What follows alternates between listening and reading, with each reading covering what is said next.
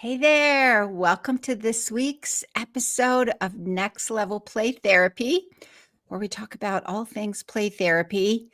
And I am so excited this week because we have Cynthia Minto. She is a member of Play Therapy Academy, which is my online play therapy consultation program. And one of the things I've like to highlight about some of the Play Therapy Academy members lately is just the incredible wealth of information that people bring to the group, and how as a kind of I would say a lot of synergy that we have in the group, where we're all putting our heads together, working on helping clients move forward.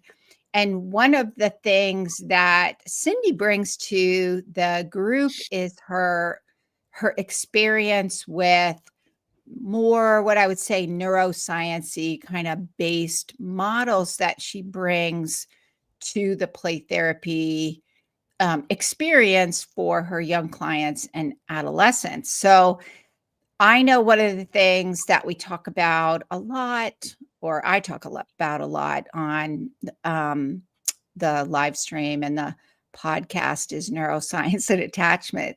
So I think Cindy and I could probably nerd out for an entire day. Like, we were a little late getting started because we were both nerding out about neuroscience and attachment. So we're going to work on keeping our time frame, which will be probably hard for me. But anyway, so that's what we're going to be talking about, using more of kind of a neuroscience approach based on integrating some specific types of theory models that Cindy's been trained in, like somatic experiencing and EMDR and Santre. And then she was just telling me about this other model that I haven't heard of, but when she started talking about it, I was like, oh, that sounds really good, but we have to start. So, so for those of you who are watching live on the live stream, we would love to know who's here. So go ahead, post your name, where you're from, what population you work with. We would love for you to join the conversation with questions and comments. The only thing that we ask is not to have specific client information, because it is a public format. So we want to make sure to maintain privacy, but more kind of general comments and questions. Absolutely join the conversation. Those of you watching the live stream replay, we would still love to hear your comments. Feel free to post and we'll respond to those. And those of you listening on the podcast episode, I would love it if you would leave a review. Your feedback is really helpful to just kind of make sure we're hitting the mark and making things useful. Although I'm super nerdy, so I kind of think all of this stuff is interesting. So I want to introduce my guest this week, Cynthia Minto. She's a licensed professional counselor. She is practicing. Cindy provides psychotherapy in the Richmond, Virginia area, which is kind of my old stomping ground neighbor, so to speak, because I'm from outside the Washington, D.C. area, and we moved to the West Coast like 8.5 years ago. So Cindy has more than 20 years of experience working with individuals and families in the mental health setting and in the military. She has an extensive background working with people with different abilities. And she is passionate about helping people work through challenges that have been the result of the impact of trauma, marginalization, and lack of autonomy. So welcome, Cindy. It's awesome to have you here. I don't know if you wanted to add anything. to that intro. I grabbed your info off of Psychology Today because I was thinking last night, I'm like, oh yeah, I got to get all our info because we usually spend all our time being nerdy during Play Therapy Academy about No, neuroscience. I think you've gotten it all. Thank you so much, Kathy, for the invitation to join you today. Love talking about this topic, and I'm very flattered that you asked me to spend some time discussing this topic. So, Yeah, thank you. yeah. So I'm glad you agreed to do it. I was so excited when you said yes. I was like, yeah, it's going to be so awesome. So, our topic today is really how to use expressive arts in play therapy with the neuroscience lens. So, I don't know, Cindy, if you want to say a little bit about the models that you've been trained in, and then we can um, kind of talk about that a little bit. Sure. Well, so my primary model that I've been trained in that sort of just is sort of how I think clinically is somatic experiencing. And I stumbled across that because I was frustrated going through counselor education preparatory programs. They teach you, you know, sort of the basics, and getting out there and getting my feet wet and practicing using evidence-based practicing, namely cognitive behavioral therapy, having limited success and wondering why was I having limiting success, and you know, really just getting lots of very complex cases and having, you know, some at times really disappointing results, and not wanting to be sort of, you know, left with, oh, well, the client's being resistant when they didn't come back, or we weren't having, you know, progress in the treatment goals. So it just led me to be intensely curious about, well, what is really happening here? So I was fortunate to have some really great supervisors in my tenure, and one person was extremely influential in my journey, and her name is Dawn Wadiak Shalon, and she had the Attachment and Trauma Institute in Richmond, Virginia. And I got an opportunity to work under her guidance at that organization. And she introduced me to Dr. Peter Levine's work. And she was really passionate about it. And the more I understood about that, the more curious I got. And I just kind of like I drank the Kool-Aid and just kept drinking. That's awesome. So I, you know, sort of dipped my toe in it and just kept going. It was, for me, a 5-year journey of learning about nervous system and the process of understanding how your nervous system really impacts how you experience the world.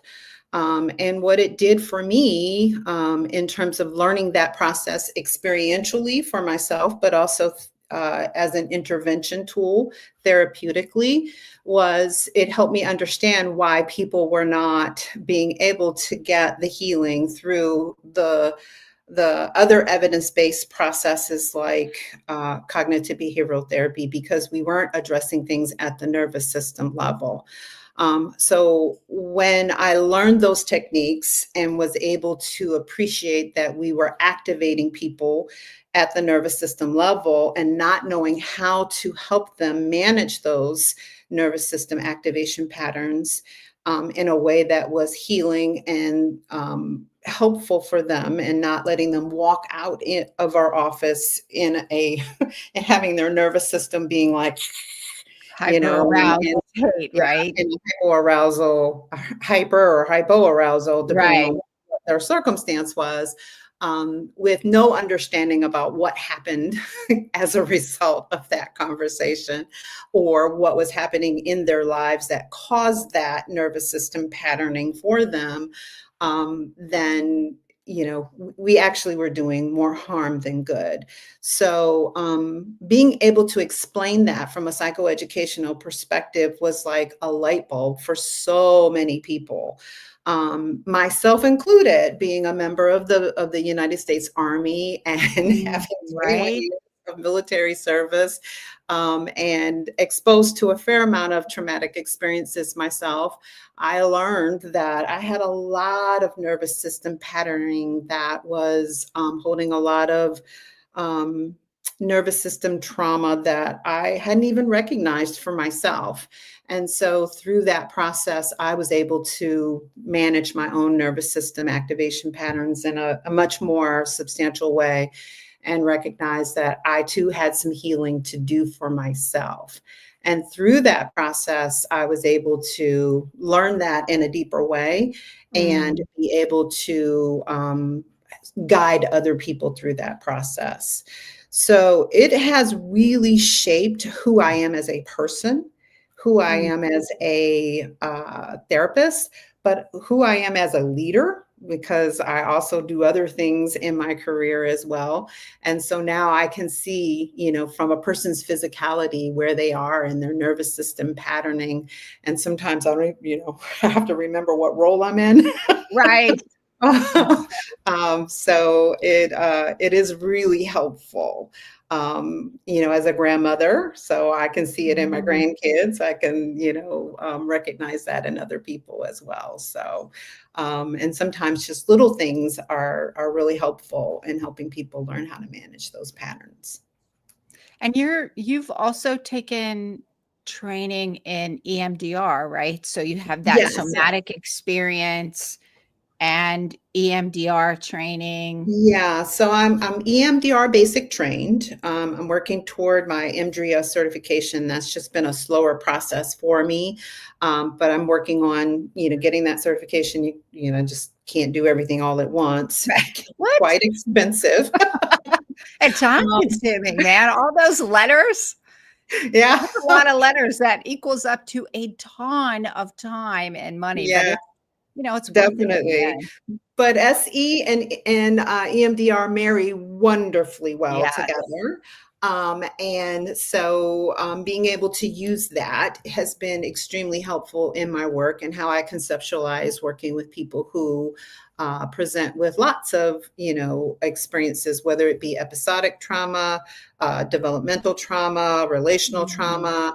Um, all of that is really helpful, and it kind of helps me determine, like, okay, so am I going to really lead from the front in terms of SE, or if am I going to Mm. start with EMDR processes first, or am I going to integrate the two? Am I going to start, pause, and integrate?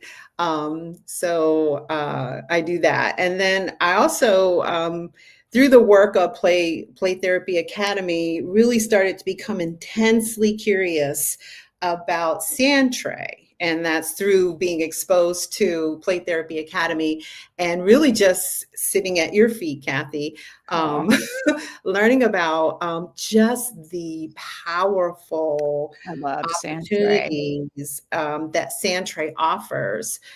So I, just kind of dove in and got a certification in Sandtray therapy, and have been absolutely amazed at how powerful Sandtray therapy is and how great of an expressive modality that is, and how well you can blend that with somatic experiencing, EMDR, and you can just use all of that together seamlessly. And so it is so awesome to see. And I've actually seen folks do quite well, and where they start initially with a really complex picture. Um, you're able to see a good amount of progress pretty quickly. It's all kind of in there, but you can kind of start peeling the layers of the onion, and it's amazing what you can see happen in a reasonable amount of time. I think that's one of the things about Sandray therapy that blew me away initially, like over 20 years ago, is because I went into my first Santre training back in 2003 thinking this is just kind of silly, but I'm intrigued because my friend told me about it and I saw what she was doing because her office was right across from mine. And I kind of went into it like, this seems a little woo-woo to me. And I left there. By the end of the 3 days, I had been crying my eyeballs out. By the Yes. end, I'm like, changed person. I'm like, oh, I went out and spent like so much money on sand and miniatures. I You become was, a junkie. you do, yeah, because like you said, especially with like the somatic experiencing, when you go through it yourself and and I think that's really important. Like whenever I do Santre trainings, I always want mine to be in person because I want people to experience that, because then you understand the power of it and you will therapeutically hold it differently. Mhm. That's what Well, I there is this thing that happens when people have trauma that occurs. You Mm. see it most frequently in people who have more autism or more neurodivergent brains, right? Mhm. But it can occur with people who have trauma, early developmental trauma, or complex trauma. It's called alexithymia. Oh, And yes. alexithymia is a condition where people really struggle with being able to take what is captured in their right brain, which is going to be their meaning making center, their imagery, their emotions, and be able to transfer that to their verbal ability to communicate that. And what Sandtray does is it allows them to be able to express it. And once they're able to use the symbols and the imagery in the sand, then they are able to find the words to express.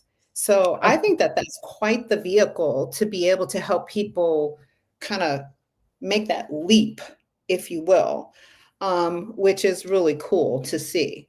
And I definitely know because a lot of times, specifically adults, some of the adults that I've introduced it to, they've been like, "What's this? I'm not a kid. What do you I mean know. brain?" Yeah. I was just like, well, let's just see what happens. And the next thing you know, they're like, oh my gosh. Yeah, get the Kleenex box, man. Yeah. But you can also allow them to feel what's Mhm. happening in their body when they're looking at the imagery in the sand tray. Oh, So yeah. that's where you're able to get them to be able to expand their window of tolerance. You can do EMDR with bilateral stimulation to desensitize, real intense emotions. It's so integrative. Yeah. Yeah, I totally agree. One thing that we've talked about, and we talked about this in Play Therapy Academy, and anybody who's listened to previous live stream episodes or podcasts, one of the things that I always talk about is learning a learning a model.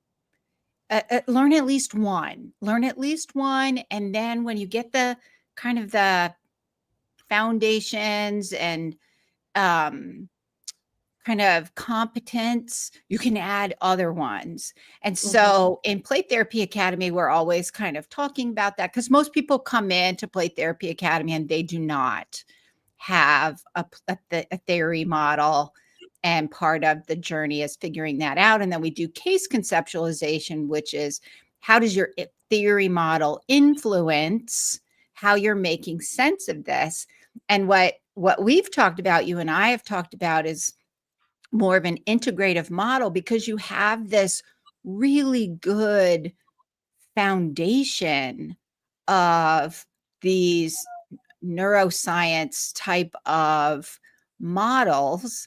So your lens is more of an integrative model because the Mhm. way that you make sense of what's going on is through that somatic experiencing and that EMDR and then your Santre knowledge in there, plus understanding the therapeutic powers of play and how all those kind of come together in an integrative way. And then that guides um, your ability to understand where they are in the change process, your Yeah. ability to recognize in this session what are the themes going on, and then that's your clinical decision making, which is, okay, here's what here's my running hypothesis, also known as case conceptualization, and here's what I'm kind of assessing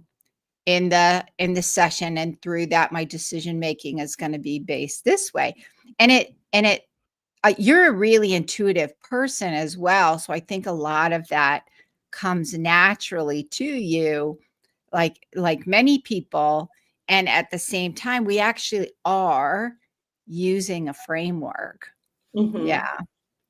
Yeah, so SE in terms of the helping kids access the powers of play, right? So it's more sensory based.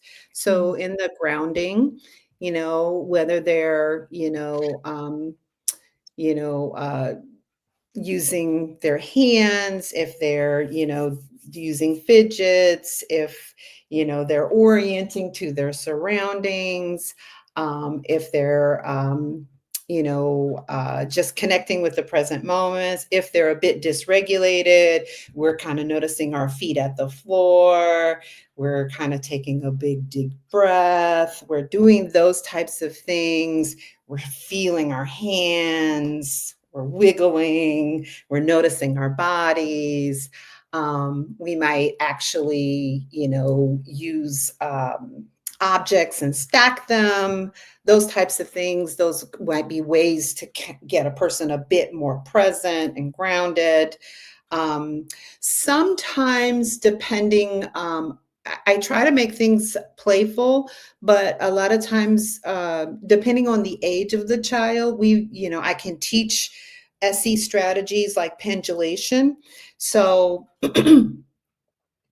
if they're saying, "Ooh, it feels yucky in my belly," right? My belly hurts when I think I think about that bad thing that happened, right? Mhm. So we can think about, "Ooh, let's just notice that belly right now." And we'll just let's notice it for 5 seconds. Big breath. And we're going to do something else. And now we go back and we check in. What's the belly feel like now? And that's the pendulation, because basically what we're doing is we're getting them to stay with a sensation, even though it's uncomfortable, for a period of time, and then go to something else that's positive or neutral, so that they're not constantly in the avoidance cycle. And what that does is it helps them learn to self-regulate and not to constantly avoid, because eventually that avoidance behavior leads to other poor decision making down the line, right? Yeah. So if we're teaching those types of things, that is a helpful building block for other types of coping skills going forward.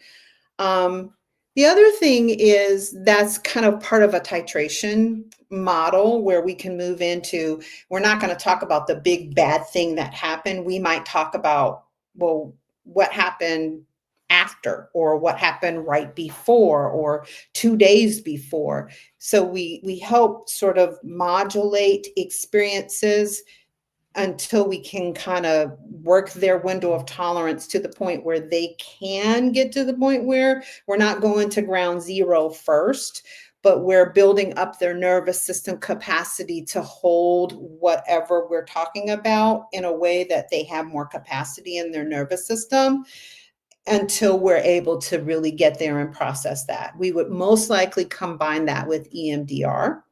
And Mm. so one of the things that I have really loved to do with kids is do a sword fight. And so we get the foam swords out, right? And we just do the bilateral with the swords. right? And they just love it, but they don't even know they're doing EMDR, but Right. we're desensitizing it and we're titrating it at the same time. And they're scaling it. Well, how yucky does that feeling feel from a scale to 1, 0 being nothing at all, 10 the worst you can imagine? And as long as the number is getting lower and lower, we're making progress. So Yeah. those are ways that we use both of those modalities in, the powers of play in the playroom to help kids kind of work through, whatever is happening for them in a playful way that doesn't take them to ground zero, that helps them stay regulated within their nervous system and keeps them wanting to come back, right? Right. Yes. Yeah, because it's creating that sense of safety first and foremost, right? Mhm. Yeah. And one of the things that I love about what you said also, because the model that I was trained in years ago, to work with trauma, acknowledged and kind of part of the core component of the model was understanding trauma is experienced and stored sensory. So it's Mhm. stored in the body on a sensory level that doesn't necessarily have access to those right brain areas to make sense of what's going on. And so if we can use play, which is Mhm. play is the vehicle for the change, if we can use play, then we can access all of those sensory and movement things that you just talked about to um, address things or facilitate change on a body level, while also at some point helping them to make sense of what happened to them. So, Right. yeah. Really cool. Plus, it's a blast. Yeah, right? It's so fun. I've used drumming also, like I I've have used drumming too, yeah. drums and kids will belt out songs with the while they bang away at the drums. They make me sing, I sing with them, and I apologize to people around me afterwards because we make a joyful noise, and it is a Gotcha, noise. gotcha. Yeah, for It's sure. joyful. Didn't Yeah, say it was in tune, but it's joyful. exactly, for sure. Yep. Um, so one of the things that I also so we've talked a little bit also about Play Therapy Academy, and I was wondering if you would kind of share a little bit for you. I know in Play Therapy Academy we have definitely benefited from the knowledge that you bring. Um, you'll share insights and you'll share um, ideas for activities to use with some of the more challenging cases as well. And I was wondering for you, what has been the benefit? Because you've been in for a while too. You I can never have. leave, by the way. I need to wrap things up. But, yeah. So Right, I know. I think I'll be it's so sad. for me, it's the power of community. To be quite honest, Yeah. when I first met you, Kathy, I think one of the things that I shared with you was that the gap in my resume in terms of clinical work was working with kids, and I was terrified with working with kids because I had never really had that experience base. And I think you really helped me develop confidence around working with kids. And then by default, working with their parents because I Mhm. hadn't had that experience as well. And really understanding why, really it had to be, both. Right? You can't work with a kid without working with their parents and really Yep. getting them to engage and buy into the process. The other thing is it's the wealth of ideas. Like when I am sort of channeled in and I'm thinking Mhm. of it in my lens, the ideas that are being presented from other therapeutic lenses are really like a breath of fresh air, because I might just be stuck and I might Mhm. not be able to see it from a different perspective. And it is helpful to hear different perspectives. So I would say the power of community, you're not alone, the building of confidence, and then different theoretical perspectives. Yeah, and I think also when we are staffing cases, because to me, I think that's one of the powerful things about Play Therapy Academy. It's not just my almost 35 years experience, but it's all of ours. Even I notice people who think they've got nothing because they're like, "Oh, I'm so new," and then they share these nuggets, and I'm like, I don't want to hear it anymore because there's so much good stuff in there. Um, so I would say, yeah, that community, and because we have the group meetings, but we also have the group chat. So if people are kind of stuff, but I would agree. I think that community piece is what creates such a powerful, supportive experience for people. So Indeed. yeah.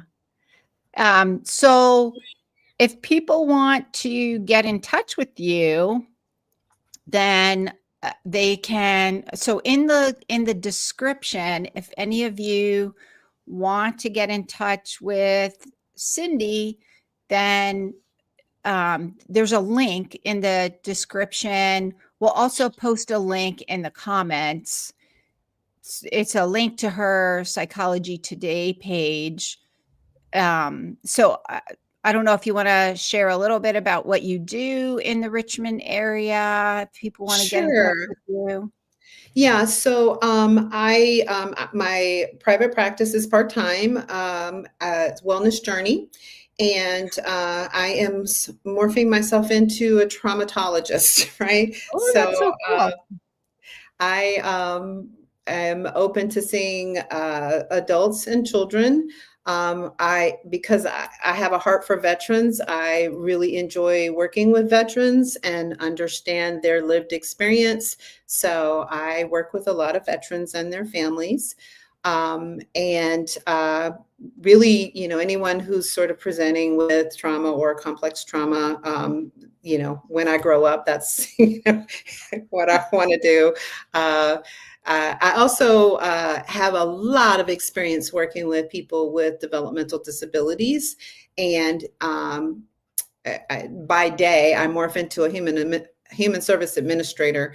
And when I retire, I will be exclusively in private practice, and will definitely be open to working with adults with developmental disabilities in um, outpatient therapy as well. So that's what I That is, do. And yeah, in that's the Richmond metro area, Colonial Heights is where my office is located, and that's me. that's such a important area also, that because I think people with disabilities and different capabilities in the therapy process, I think it's hard for them to find therapists who know how to work with them, that can, and this is to me where your experience with all of those neuroscience based models that can bypass some of the Mm. cognitive abilities, and you can get straight to that neurosystem and start facilitating some change within that, is a really, really much needed area in the field as well. Yeah. Yeah, So that's awesome. definitely. So also, if anyone is interested, I have 3 openings left in Play Therapy Academy. So if any of you are interested in Play Therapy Academy, know that most people coming in feel a little lost and overwhelmed. So we gain our confidence as we go through Play Therapy Academy. So if you're interested in learning how to feel more confident, learning a model, learning like competency, having a group of amazing play therapists to support you along your learning journey, then you can hop over to my website at rhplaytherapytraining.com.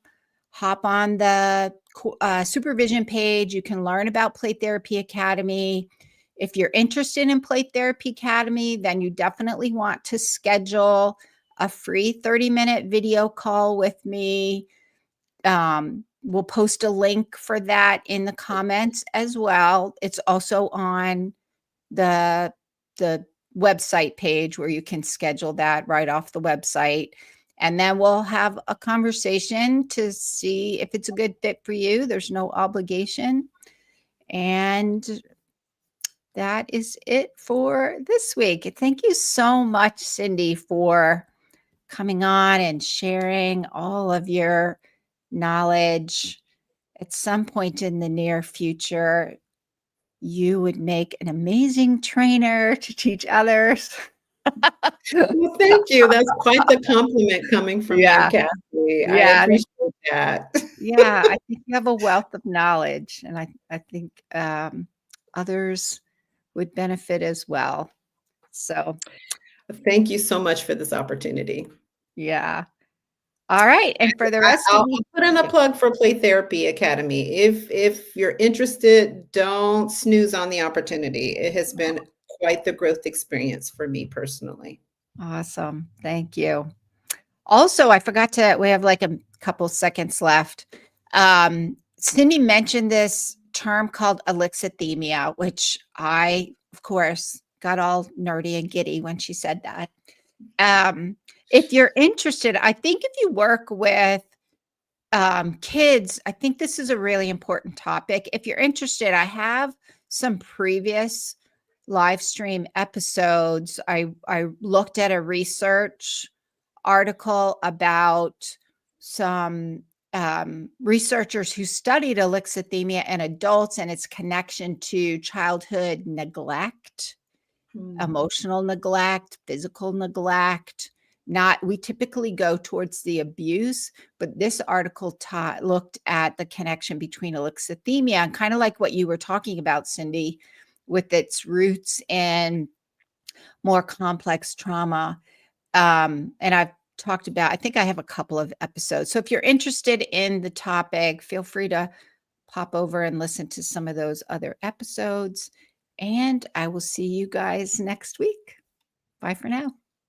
Bye.